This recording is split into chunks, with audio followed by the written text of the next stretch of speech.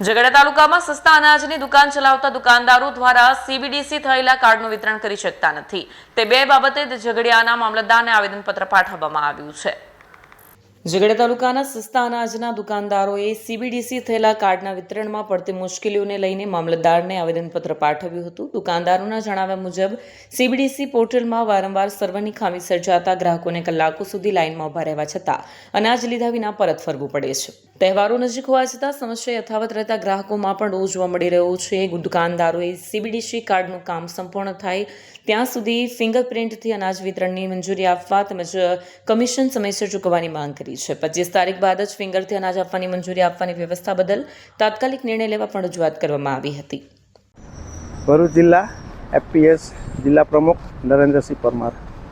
આજ રોજ 22 તારીખે અમે દુકાનદાર મામલતદારશ્રીને આવેદનપત્ર આપવા માટે આવ્યા છે કે જે ગ્રાહકનું સીબીડીસી થયેલ છે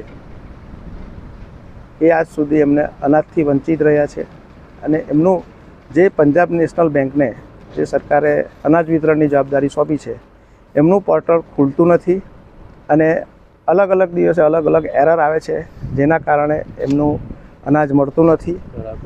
ગ્રાહકો વારંવાર ધક્કા ખાય છે અને દુકાનદાર જોડે ઘર્ષણ પણ થાય છે. અમારી રજૂઆત ઉપર સુધી કરે છે કે અમને અનાજથી વંચિત રાખવામાં આવે છે. ખરેખર આની અંદર દુકાનદારનો કોઈ રોલ નથી. 25 તારીખ પછી ફિંગરથી અનાજ આપવાની પરમિશન આપે છે સરકાર. અમારી વિનંતી છે કે જેનું પણ સીબીડીસી થયેલ છે તેનું ફિંગરથી પણ અનાજ નીકળે તો આ તહેવારના દિવસે દુકાનદાર અને ગ્રાહક વચ્ચે ઘર્ષણ અટકે. બીજું કે જે રીતે 15 તારીખથી 25 તારીખની અંદર ચલણ ભરવાની અમને તારીખ આપે છે તો એ જ રીતે અમારું કમિશન પણ કોઈપણ ફિક્સ 1 થી 10 તારીખમાં અમને મળે. આજે 22 તારીખ થઈ છે, અમારું કમિશન આજ સુધી આવેલ નથી. નવું ચલણ ભરવાના પૈસાનો પણ ચલણ મુકાઈ ગયું છે. મારી નમ્ર વિનંતી છે સરકારશ્રીને કે આ જ સીબીડીસી થયેલ કાર્ડનું ફિંગરથી તાત્કાલિક ધોરણે વિતરણ થાય તો અનાજ દરેક ગ્રાહક સુધી પહોંચે એવી વિનંતી.